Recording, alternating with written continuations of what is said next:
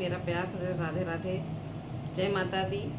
और short video तो आप सभी लोग देखते ही देखते हैं और उसको बहुत प्यार मिला है, तो वैसे ही हमें सपोर्ट करते रहिए आगे और अपना प्यार देते रहिए।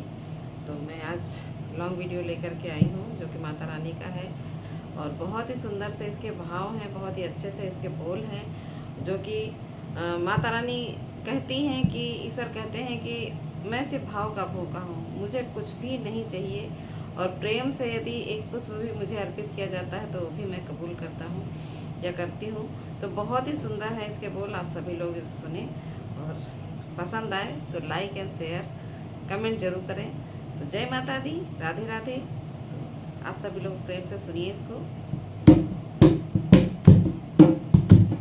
भाव की भूखी हूँ मैं, भाव एक सारे हैं, भाव की भूखी हूँ मैं, भाव एक सारे हैं, भाव से मुझको भजे दो, भाव से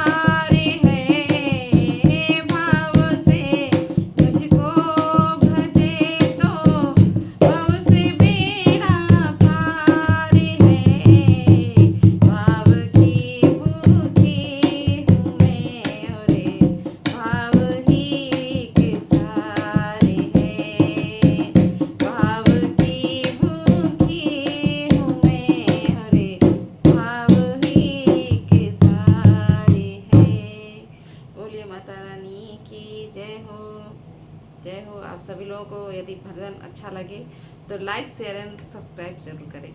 थैंक यू सो मच।